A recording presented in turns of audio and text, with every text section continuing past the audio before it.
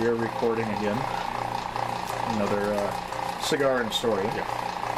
And by the way, as I always do, how is your cigar today? It's not bad. I grabbed one of those Cuban rejects again. Oh, okay. So they're kind of like Cuban knockoffs. Yeah. Right, but is it at least good? It's pretty good, actually. Affordable and pretty decent cigar. Yeah, that looks pretty decent.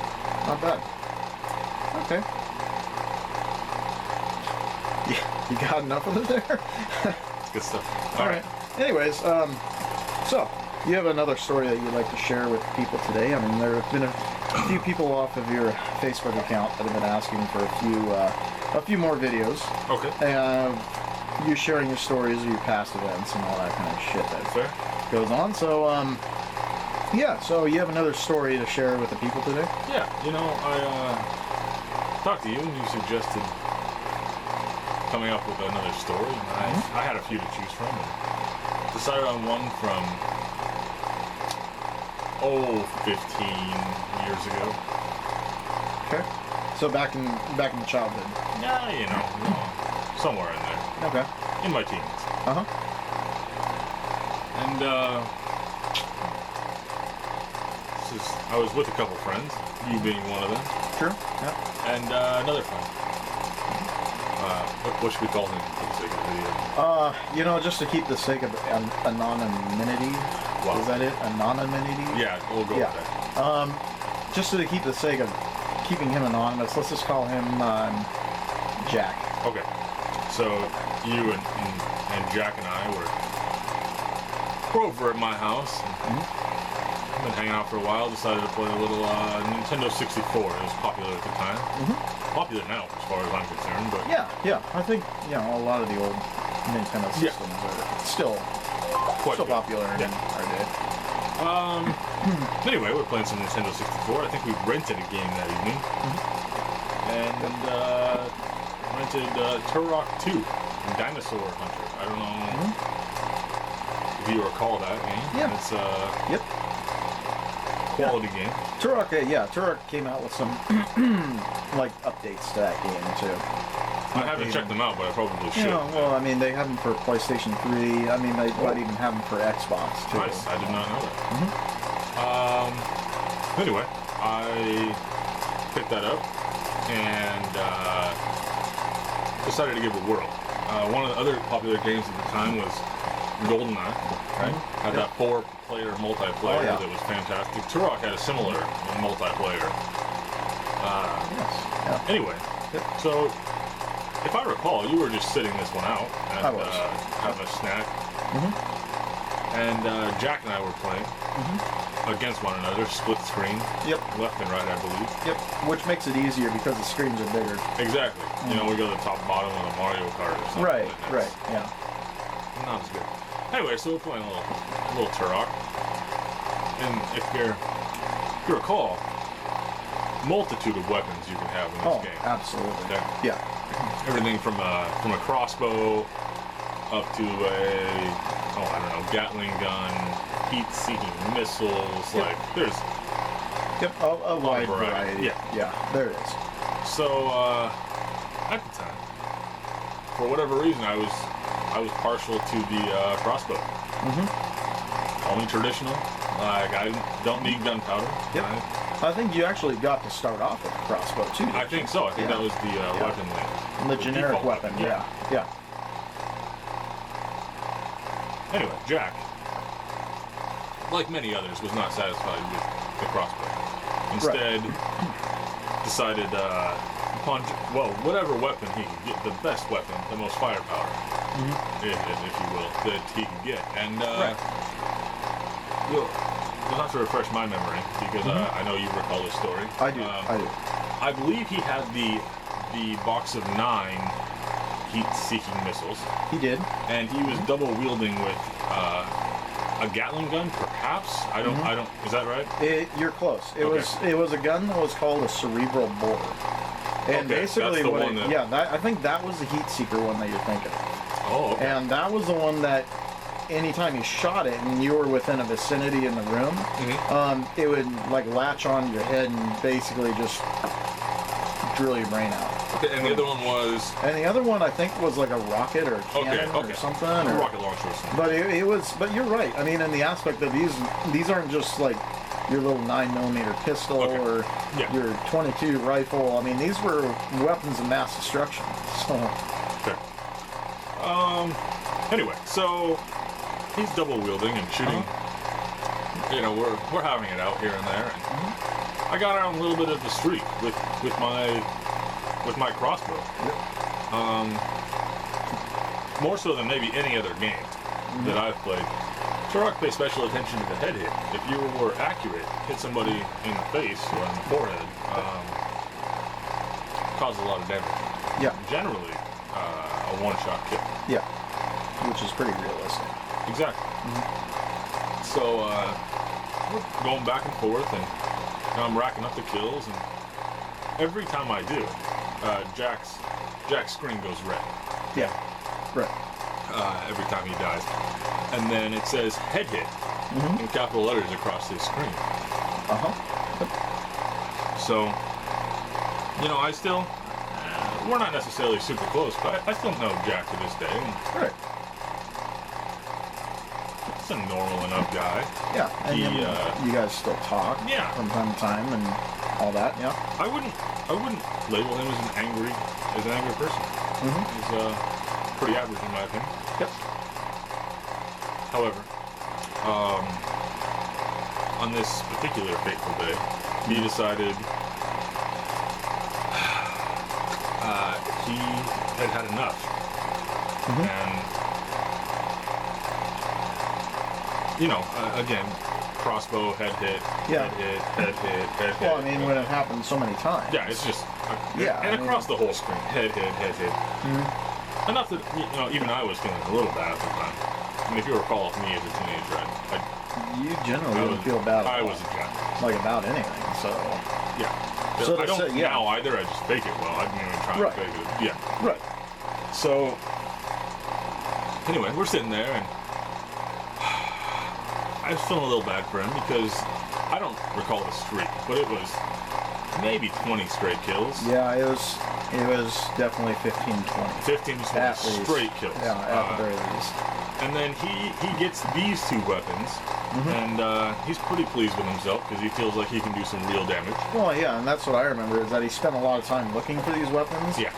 And what I remember the most is that you just kind of hung out in this room, like Yeah, you it was just kind of like waited for an him to come. alcove of some kind. Yeah, Yeah. and you just waited for him to show up, and then when he did, you just Yeah, and then he tested whatever weapon it Yeah. was that he had picked up. and right, like a flamethrower, I popped him in the head, and shotgun, it head hit again. And Anyway, so we're at 15 straight kills. Maybe 20, something like that. Yep. And, you know, Jack gets these weapons. He approaches my little area that I've been hanging out in, and he unleashes the fury of, bullets, or whatever they are, and then rockets as well. Okay? Right. Yeah. Yeah. So much so that if you recall, my screen was just lit up with explosions and yeah, fire. fire. Right. I couldn't even really see it. Yep, I do recall. Yeah. However, I caught a glimpse of Jack through the fire, through the haze. Okay. And I decided that was my one and only opportunity to take a shot. Right. Okay. So, and I did take said shot, and well, I was as accurate as I have been. I hit him square in the forehead. Right. Okay. And as is typical, his screen goes red. Head hit across the screen. Well, I think that was it for Jack. I think that was it for Jack too. He'd had enough, and he screamed, head hit. Yep. I'll show you head hit. And he took his Nintendo 64 controller and he chucked it at my face. Yep. I'm not exactly sure, but we were sitting 3 feet apart, 2 feet apart. It was more about 2 feet. About 2 feet apart. Yeah. Okay. Yep. And so when he extends his arm, he's probably less than 6 inches from my face when he lets go of the 64 controller. Right. Right. That's pretty close. Anyway, So, he was to my left, so really it hit me just right here. Right in the side of the face. Right in the side of the face. Yeah. And,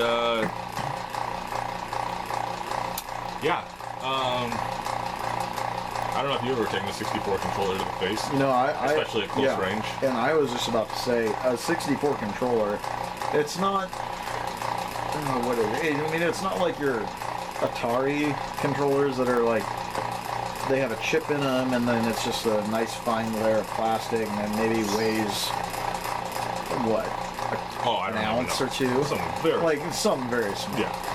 But a 64 controller has those 3 edges on it for the hands and the handle. Yeah, And it's a fairly bulky, large weight controller. Perspective too. Just yeah, which in turn, I was gonna say, in turn makes it really heavy. So you generate enough force behind it, it could do some serious damage. Well, it did, sir. And it knocked me clean out of my chair. I was sitting in an office chair, I believe. Yep. Knocked clean out of my chair, fell over, and I don't think I said so earlier. I was living at home, obviously. And, yep. My parents were home at the time. And, Anyway, it struck me in the side of the face. I fell over, and I don't recall. It's entirely possible I blacked out for a second. You did, yeah. Like, it was a little bit longer than a second. It was probably maybe about like 15 or 20 seconds or so. I recall... And then you kind of started to come around a little bit. See, I recall Jack throwing the 64 controller, and then I woke up in a pile of dirt. Because when I had fallen over, I knocked over one of the many, many giant planters full of dirt that my mother had for houseplants. And she had a lot of houseplants. Like, she had like the aloe vera plants and the... quite a few of those. And anyway, so as I wake up in the dirt, my mom, who had heard the commotion, comes in, and at this point, disregarding the welt that is immediately formed on my face. Right, covering half of your eye. Yeah. Right. Recognizing that I'm laying face first in a pile of her plant's soil. Okay. Right. She began to lose her mind and just shouting obscenities and. And I think that was the one time that I was the most afraid of your mother, because I don't think I had seen her like that up to that point yet. We'd known each other at least 15 years. And we did, yeah. At that point, it was about 15 years that we knew each other, and I'd never seen her like that before, and it was really a kind of a shock to me. And she just went fucking nuts. And I'm not gonna lie, she did. Yeah, so I'm laying there in the dirt with a welt on my face, and my mother is just screaming obscenities at me for having soiled her carpet, as well as probably destroyed her houseplant and killed it off. And I think you busted the pot too. Probably. I think it put a crack in the side of the pot. With my face, I'm guessing. Yep, and she had to replace it too. So not only did you dirty the carpet, and destroy probably a plant that she had back at the old house. Oh, I'm sure. But also you cracked a pot too, so the pot, rendering the pot useless after that. So. Correct. Yes. Yeah. Anyway, so she ended up making me pay for a portion of the damage, if you will, and that was about it. And when it wasn't even technically your fault either. Oh, well, I mean, I did use my face to break the planter, but... Well, that's true. That's true. Jack, look, he lost his mind. Clear to blame in this situation. In my opinion. Yeah, and honestly, you shouldn't just keep your cool when you're playing games, right? There you go. So... Even if, it's playing straight. Right, yeah. Headshots. Like, I can understand how it gets frustrating. Oh, absolutely. Just keep it cool. Take a break. It's just a video game. Go get a pizza roll or something. That's it. So, okay. So, are you done telling your story? Oh, yeah. Okay, so as I always do at the end of your cigars and stories, I always ask you for a moral to the story. And I think that this would garner a very interesting moral to the end of this story. So, this is your show. I'll leave this up to you. What is your moral to this story? The moral of this story, again, there's two. Okay. There's often been two. Here's the first. If you're gonna play any kind of video game with a friend, okay, and you have any inclination that you may just destroy them, and I mean, it's not even close how many times you are gonna win. Okay. It is not a terrible idea to not only give yourself a little space in between you and your friend, but potentially put up some kind of barrier. Whatever it So might kind of be. like a wall or something? A wall. Not even necessarily a wall, you know, a beanbag, whatever. Right. Okay. Now, the second moral is kind of from the other side. You know, everyone gets upset playing some video games. Of course. God knows, I've thrown controllers. Oh, yeah. Many. Never at anyone's face. Right. But into the wall or into the ground or whatever. Yeah, I think everybody's I've done a controller squeeze. Yeah.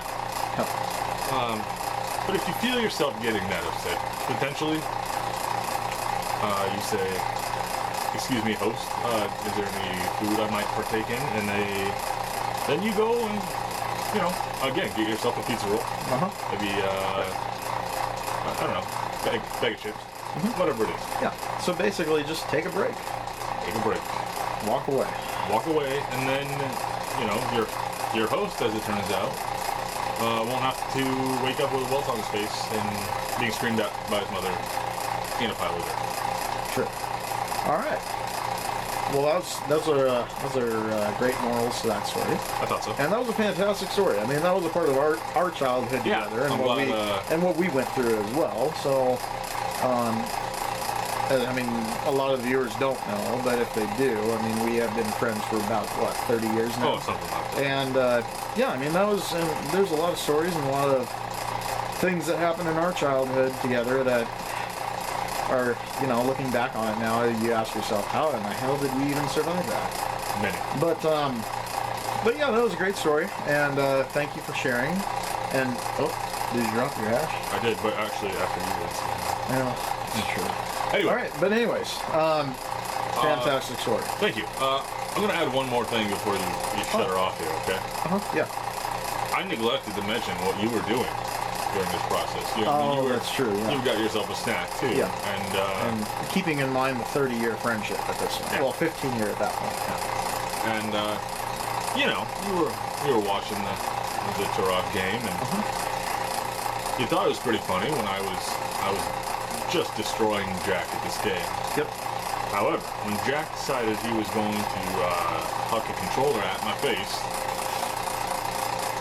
boy, you thought that was funny, didn't you? Yeah.